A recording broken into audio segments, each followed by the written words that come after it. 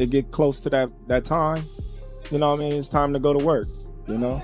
And when we go to work, y'all know what comes after that.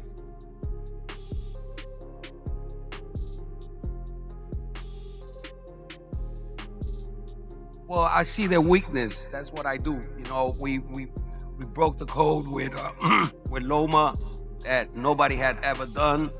You know, we didn't let him get comfortable in there. You saw that. You know, within like 8 rounds, he didn't know what to do. I did the same thing with Josh Taylor, and we're gonna do the same thing with Shakur. Fight that I've been kind of waiting for my entire life. I didn't have to make this fight. This fight, I could have just stayed at 135 pounds.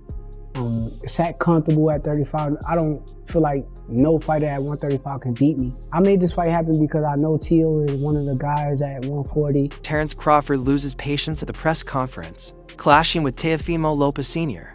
as he delivers a fierce warning, saying Shakur Stevenson will seriously hurt his son once they step inside the... Every last one of them stump a mud hole in their ass and he gonna be next. Watch. Teofimo Lopez Sr. responds confidently, claiming his team has studied Shakur closely and believes they've identified several clear weaknesses in his fighting style. We want a competitive fight. We do this for the fans, you know. Ever since my son started this, you know, I told him, you know, this is entertainment. Crawford fires back with confidence, warning them that Shakur is extremely difficult to beat because of his elite skill set, high ring IQ, calm composure, and ability to control fights with ease. It's a work of art. You know, the sky is the limit with Shakur.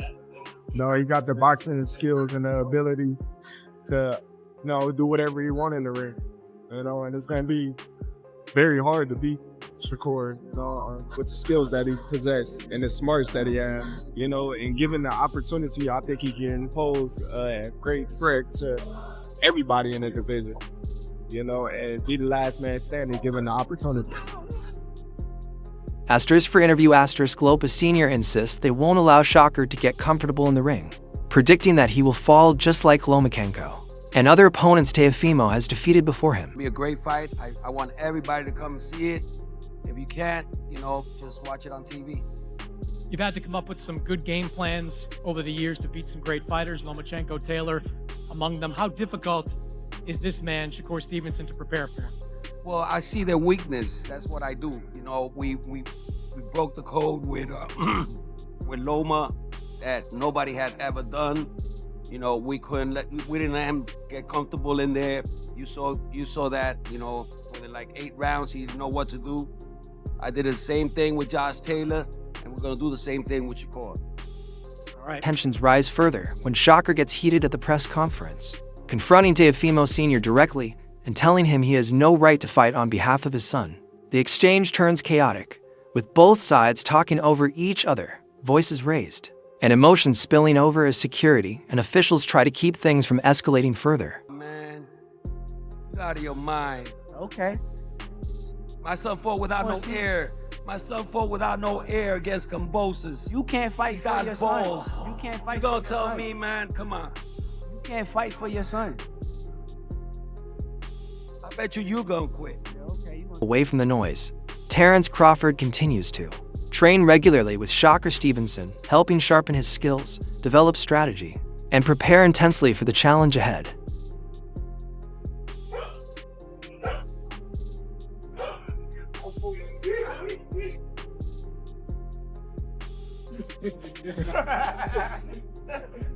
I almost missed that one.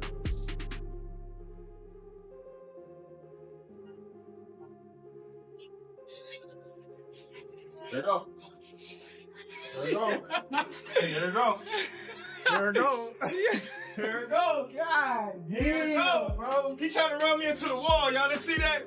He trying. Man, I performed. You know that?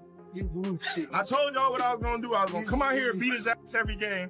And look, he's thinking about saying, let's play again. Shakur remains fully locked in on his goal of becoming champion, staying disciplined in camp, following the game plan closely, refining every detail, and making sure he's prepared to perform at his absolute best on fight night. Up to 140, I said, let me get the Ring Magazine champion. Let's fight that guy. Let's fight the guy that's the... All that more pressure stuff don't mean nothing. As long as I'm like locked in and I'm focused on what I'm supposed to be doing, nothing else matters around me. that 4-weight world champion, it means everything to me. That's me separating myself.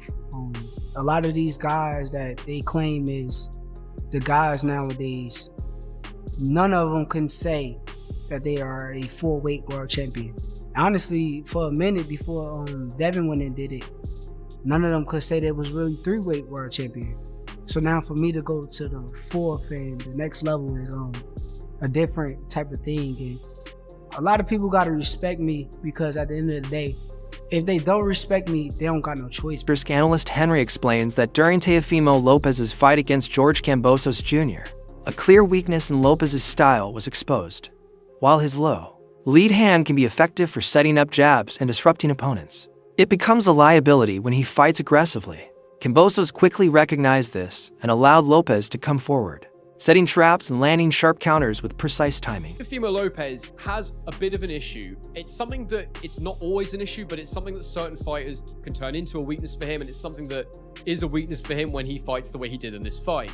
And that is the low lead hand that he has. It's great when you are trying to set things up. It can be really good when you're jabbing because it's out of your opponent's eye line very often. They can't see it coming.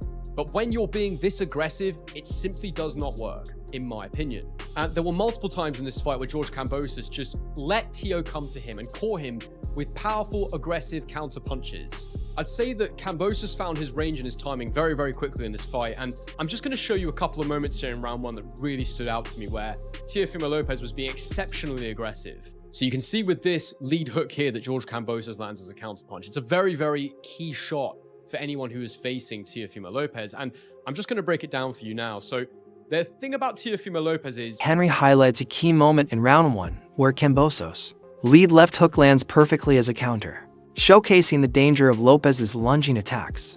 Lopez often steps heavy on his front foot before shuffling in with a pendulum step, creating wide stances and dropping his hands. Even with his chin tucked, this positioning compromises his balance and leaves him exposed. Kambosos exploits it brilliantly, firing a checking left hook, escaping the exchange, and later landing a dramatic overhand right that visibly shakes Lopez and sends panic through his corner. Expect someone to really attack you from that range in boxing, but he does. And the thing about the way he does this is there's usually a bit of a tell. So watch here. What he does is he takes a step first to load that front foot, which then permits the pendulum step. It allows him to shuffle in, and I'll show you what I mean by that as you're watching here. Let me just undo that. 2 small arrows is what I'm looking for. So watch here. Leans on that front foot, and then he goes with the pendulum. Back foot in, lead foot forward, and he lands in this position here. Now you can see the problem with this position here is that his balance is going to be hard to get because his feet are so wide and his hands are low. So whilst his chin is tucked in, that's good. His hands are low. And as he throws, Kambosos has that lead hand ready and waiting. Watch what happens here.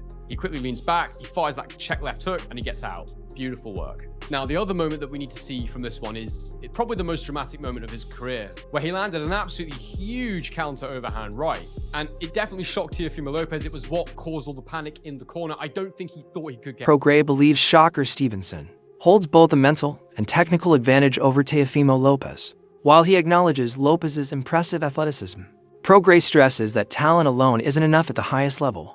He points out that Lopez often struggles with consistency, showing flashes of brilliance but failing to sustain focus throughout an entire fight.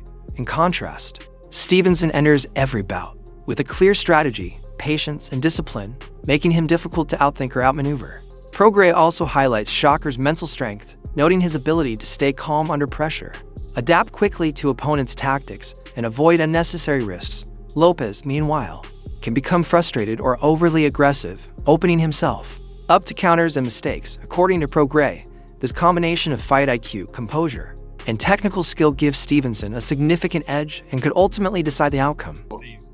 Stevenson, that definitely makes sense. Who do you think is going to win that fight? I got Shakur for sure. Shakur.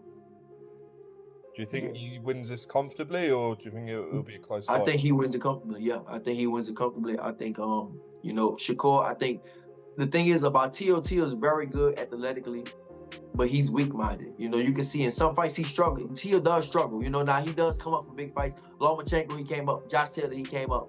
But a lot of fights, man, he struggles in. You know, he does struggle on a whole lot of fights and stuff. Like, I think he looked good. Yeah, he looked good against Barboza. But like I said, for the most part, Teo does struggle. And I think he struggles mentally with a lot of things. But I think with Shakur, I think Shakur's gonna break him. I think maybe the first two or three rounds, it might be a close fight. It might be close. It might be 2-1 or something like that.